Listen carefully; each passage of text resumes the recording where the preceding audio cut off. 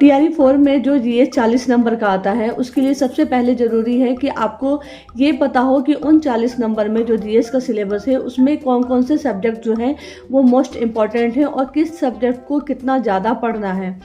तो उसमें जो सिलेबस है, पहले तो आप अपने टेबल पे सिलेबस को नोट डाउन कर लीजिए, जिसमें कि आपको जीएस में जो है वो हिस्ट्री, पॉलिटी, ज्योग्राफी, ये तीनों से सवाल पूछे जाएंगे। और हिस्ट्री में जो है मोस्ट इम्पॉर्टेंट आपको जो पढ़ना है वो है मॉडर्न हिस्ट्री पढ़ना है। उसके बाद साइंस का सेक्शन पूछा जाता है, फिर बिहार स्पेशल से भी काफ़ी अच्छे क्वेश्चंस आते हैं, और करंट अफेयर। तो आपका ये जो एक सिलेबस है वो आपके पास होना चाहिए, लिखा हुआ होना चाहिए कि जीएस में कौन कौन सा सब्जेक्ट जो है वो पूछा जाएगा। मॉडर्न हिस्ट्री के लिए जो है आप घटना चक्र की बुक ले लें। ये घटना चक्र की बुक काफ़ी अच्छी है, और इसमें काफ़ी डिटेल वे में जो है पहले सब्जेक्टिव दिया हुआ है, उसके बाद इसमें जो है ऑब्जेक्टिव्स दिए हुए हैं। तो आप पहले सब्जेक्टिव्स को पढ़ेंगे, ईस्ट इंडिया कंपनी के आगमन से आप शुरुआत करेंगे, और उसके बाद जो है इसके साथ साथ जो चैप्टर हैं उसके साथ साथ प्रीवियस ईयर के क्वेश्चंस दिए हुए हैं, तो वो सारे क्वेश्चंस आप पढ़ेंगे।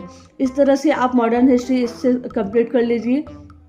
साथ साथ में अगर आपको क्वेश्चन बनाने हैं तो आप ल्यूसेंट की ऑब्जेक्टिव ले सकते हैं।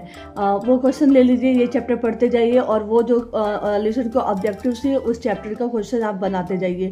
तो इससे जो है आपकी मॉडर्न हिस्ट्री जो है वो बहुत अच्छी तैयार हो जाएगी, क्योंकि हिस्ट्री से मैक्सिमम जो है वो क्वेश्चन पूछे जाते हैं। मेरे ख्याल से 8 या 9 क्वेश्चन जो होते हैं वो मॉडर्न हिस्ट्री से ही पूछे जाएंगे आपको 40 नंबर में से। उसके बाद बात आती है पॉलिटी की। तो पॉलिटी के लिए सिर्फ और सिर्फ आप ल्यूसेंट को प्रेफर कीजिए। ल्यूसेंट की जो पॉलिटी दी हुई है उन सबको पढ़ जाइए, अच्छे से पढ़ जाइए, जितनी भी उसमें चीज़ें दी हुई हैं। उसके बाहर से कुछ पॉलिटी में पूछा नहीं जाएगा। पॉलिटी से 4 से 5 क्वेश्चन मैक्सिमम जो है 4 से 5 क्वेश्चन आ सकते हैं। तो वो 4 के 5 क्वेश्चन, अगर 4 क्वेश्चन आएंगे तो 4 क्वेश्चन आपके सही होंगे, 5 क्वेश्चन आएंगे तो 5 क्वेश्चन आपके सही होंगे। लेकिन आप जो ल्यूसेंट में जो पॉलिटी दिया हुआ है उसको बहुत अच्छे से जो है उसको पढ़ लीजिए। उसके बाद बात हम करते हैं ज्योग्राफी की। तो ज्योग्राफी में जो है वो इंडियन ज्योग्राफी को हम लोग प्रेफर करेंगे। मैक्सिमम क्वेश्चन जो है वो इंडियन ज्योग्राफी से ही आते हैं। तो उसके लिए आप जो है महेश कुमार बर्नवाल की बुक आती है, ये बुक ले सकते हैं आप, महेश कुमार बर्नवाल की। और नहीं तो आप जो है उसके लिए घटना चक्र की भी बुक है ज्योग्राफी के लिए, वो बुक आप प्रेफर कर सकते हैं। इन दोनों बुक्स में से कोई भी एक बुक लीजिए, और जितने भी इम्पोर्टेंट टॉपिक्स हैं वो पढ़ते जाइए। साथ साथ में ज्योग्राफी में जो है ल्यूसेंट में जो दिया हुआ है ज्योग्राफी उसको भी पढ़ते जाइए। जो इंडियन ज्योग्राफी है ल्यूसेंट की वो भी पढ़ जाइए। उसके साथ साथ आप क्या करेंगे, या तो महेश कुमार बर्नवाल की ज्योग्राफी पढ़ेंगे, या फिर घटना चक्र की कोई भी बुक ले लेंगे ज्योग्राफी की, वहाँ से आप ये कंप्लीट करेंगे। तो यहाँ से आपका ये तीनों जो है वो सेक्शन ख़त्म हो जाता है। उसके बाद बात आती है साइंस की। तो साइंस के लिए आप 6 to 8 तक का तो एनसीईआरटी पढ़ेंगे ही, वो तो मस्ट है। वो मुझे ऐसा लगता है कि वो आपको आती भी होगी 6 to 8 तक की एनसीईआरटी। अगर साइंस में अच्छा स्कोर करना है, साइंस आपका वीक है, तो अभी जो है एग्ज़ाम होने में टाइम है। हम मान के चल रहे हैं कि मार्च में जो है, मार्च से अप्रैल में एग्ज़ाम होगा, अगर नोटिफिकेशन आ जाता है तो तब तक आपके पास टाइम है। तो आप क्या करेंगे, 9th और 10th की फिजिक्स, केमिस्ट्री और बायोलॉजी, इन तीनों की एनसीईआरटी ले लेंगे। एनसीईआरटी को आप पढ़ना शुरू कर दीजिए। उसके सारे चैप्टर, जितने भी मोस्ट इंपॉर्टेंट क्वेश्चंस हैं वो, और खासकर आप ध्यान देंगे फिजिक्स और बायोलॉजी पर। केमिस्ट्री के कुछ ही चीज़ होते हैं जो आप ल्यूसेंट से भी प्रेफर कर सकते हैं, लेकिन फिजिक्स और बायोलॉजी वो बिल्कुल आप जो है एनसीईआरटी उसकी ख़त्म कर दीजिए। अगर आपको साइंस से डर लगता है, अगर आप इतना पढ़ लेते हैं ना, तो टीआरई 4 ही नहीं, किसी भी कम्पिटिटिव एग्जाम में आपको साइंस से जो है वो डर नहीं लगेगा। तो क्योंकि मैं इसलिए बोल रही हूँ क्योंकि अभी बहुत टाइम है, तो आप जो है एनसीईआरटी पढ़ सकते हैं। तो एनसीईआरटी को आप शुरू कर दीजिए साइंस के लिए। उसके बाद बात करते हैं हम बिहार स्पेशल की। बिहार स्पेशल भी बहुत सारे क्वेश्चन, मुझे लगता है 8 से 9 क्वेश्चन जो हैं वो बिहार स्पेशल से पूछे जाते हैं। बिहार स्पेशल की आप बुक ले लीजिए। बुक के लिए सबसे पहले मैं सजेस्ट करूंगी आप लोगों को कि आप जो है बिहार स्पेशल की कोई भी बुक ले सकते हैं। एक तो अगर तीनों बुक ले लेंगे तो तीनों बुक बेस्ट है। ल्यूसेंट या क्रॉन में से कोई एक बुक ले लीजिए, ल्यूसेंट या क्रॉन में से कोई एक बुक ले लीजिए। एडिटोरिया की बुक आती है बिहार स्पेशल की, ये बुक भी ले लीजिए, बहुत अच्छी बुक है। एडिटोरिया की जो बुक है काफ़ी मतलब वन लाइनर में दिया हुआ है और मोस्ट इम्पॉर्टेंट जो क्वेश्चन है वही इसमें दिए हुए हैं, तो आप एडिटोरिया का ले लीजिए। उसके बाद जो है ये बुक तो आप ज़रूर लीजिएगा, महेश कुमार बर्नवाल की बुक, ये बहुत अच्छी बुक है। इसमें डायग्राम के माध्यम से, मैप के माध्यम से काफ़ी डिटेल में जो है वो बताया गया है बिहार स्पेशल को। तो ये 3 बुक आप सबसे पहले परचेज कीजिएगा। क्राउन या लुसेंट में कोई एक बुक रखिएगा अपने पास। और इसमें क्या करना है आपको, क्राउन और लुसेंट में पहले तो ये बुक पढ़ जाइए, उसके बाद जितने भी इसके जो क्वेश्चंस आंसर दिए हुए हैं लास्ट में चैप्टर के बाद वो आपको एकदम याद होने चाहिए बिल्कुल। उसमें से अगर आ जाए तो ऐसा नहीं होना चाहिए कि एक भी क्वेश्चन आपका गलत हो। तो पहले तो ये याद कर लेना है आपको लुसेंट या क्राउन के जो भी ऑब्जेक्टिव्स दिए हुए हैं।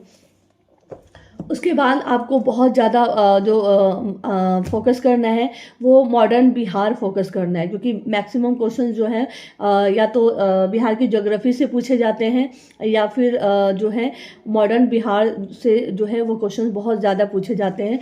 तो काफ़ी डिटेल में और अच्छे तरीके से इन तीनों बुक में बताया गया है मॉडर्न बिहार, भारतीय आंदोलन में बिहार की क्या भूमिका रही है, कौन कौन यहाँ के किसान नेता थे, किन्होंने आंदोलन में अपना सहयोग किया, कौन सा आंदोलन कहाँ हुआ, मतलब इस तरह से जो है बिहार में जितने भी मॉडर्न हिस्ट्री है उसकी वो आप अच्छे से पढ़ जाइएगा, मैक्सिमम क्वेश्चन वहाँ से पूछे जाएंगे।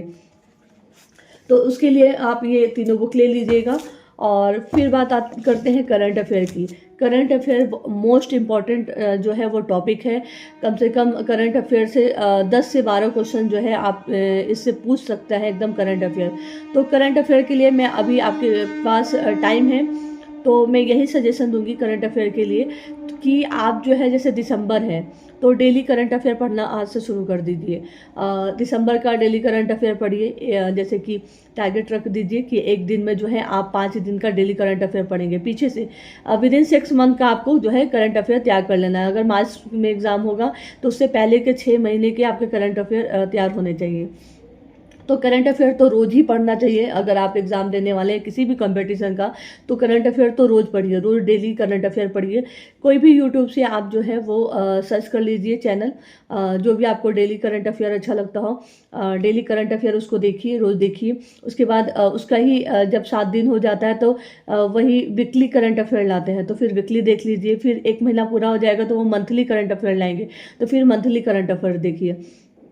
इस तरह से पिछले 6 महीने का जो भी है आपका करंट अफेयर वो पूरा हो जाना चाहिए, वैसे पढ़िए। उसके साथ साथ एक बिहार करंट अफेयर भी आता है जिससे मैं देखती थी, मुझे भी उस चैनल का नाम नहीं याद आ रहा है, आप लोग कमेंट कीजिएगा तो मैं बता दूंगी जिनको जानना होगा। तो बिहार के लिए भी आप सर्च कीजिएगा तो बिहार करंट अफेयर आ जाएगा। मैं जो देखती थी बहुत अच्छा था, मैंने उसी से ही पढ़ा था, मुझे एग्जैक्ट अभी उसका नाम नहीं याद आ रहा है। तो वो करंट अफेयर आप देख लीजिए, ठीक है। और बिहार का भी करंट अफेयर देखते चलिए। विद इन 6 मंथ का जब एग्ज़ाम होगा उससे पहले के 6 महीने का आप करंट अफेयर आपका तैयार होना चाहिए। तो और साथ साथ में जो है कोई भी मैथ के लिए अगर जो है 2-4 क्वेश्चन आएंगे तो मैथ के लिए कोई भी एक बुक ले लीजिए, नॉर्मल सी बुक, सकीर अहमद यादव की बुक, कोई भी बुक आप ले लीजिए और उसके चैप्टर्स लगाइए। प्रीवियस ईयर के क्वेश्चन देखिए जीएस के, TRE 1, TRE 2, TRE 3, PGT, TGT और PGT प्राइमरी में, तीनों में जो है TRE 1 में, 2 में और 3 में जो भी मतलब क्वेश्चंस आए हैं जीएस के, वो सारे क्वेश्चंस प्रीवियस ईयर के उठाइए, देखिए और देखिए कि किस तरह से क्वेश्चन जो है पूछे गए हैं। और बिल्कुल आप जब प्रीवियस ईयर के क्वेश्चन देखेंगे तो आपको ये पता चलेगा कि जो मैंने अभी टॉपिक बताया है बिल्कुल यही जो है सिलेबस, इन्हीं में से क्वेश्चन, मैक्सिमम क्वेश्चन इसी में से पूछे जाएंगे। तो इतनी अगर आप तैयारी कर लेते हैं आने वाले कुछ महीनों में, जब तक TRE 4 का एग्ज़ाम नहीं हो जाता है, और अभी से लग जाइए तो एकदम आपकी जीएस में जो है मैं डैम श्योर बोलती हूँ कि 35 प्लस आप स्कोर करेंगे। 35 से कम तो आएगा ही नहीं आएगा, क्योंकि ये सिलेक्टेड जगह है जहाँ से वो क्वेश्चन पूछते हैं। यहाँ आप ये सिलेबस आप अपना पूरा कर लेते हैं इन चैप्टर से, इन बुक से, तो आपके जो है मैक्सिमम जो है आपकी जीएस की तैयारी हो जाएगी। 35 प्लस एकदम श्योर है कि आएगा। तो अभी देर भी नहीं हुई है, जनवरी मिड तक ऐसा माना जा रहा है कि आपका नोटिफिकेशन आ जाएगा, यानी कि रोस्टर चला जाएगा। भी रोस्टर गया नहीं है, रोस्टर चला जाएगा तो जनवरी में आपका नोटिफिकेशन आएगा। तो मान लीजिए फरवरी और मार्च और अप्रैल के बीच में अगर सरकार एक्टिव रही तो एग्ज़ाम हो जाएगा।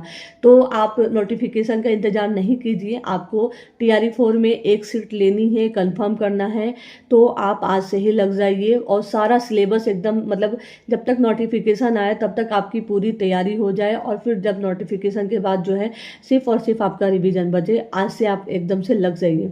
तो ये रही जीएस की स्ट्रैटेजी। और कोई प्रॉब्लम होगी आपको तो आप लोग मुझसे कमेंट करके बताइएगा, और वीडियो को यहाँ तक पहुँचे हैं तो लाइक कर दीजिएगा और लोगों के साथ शेयर कीजिएगा, कमेंट करके मुझे भी मोटिवेट कीजिएगा। बहुत दिन से मैं सोच रही थी कि TRE 4 का वीडियो बनाऊँ, आप लोग के मैसेज और प्यार की वजह से मैं आज ये बना रही हूँ। Thank you.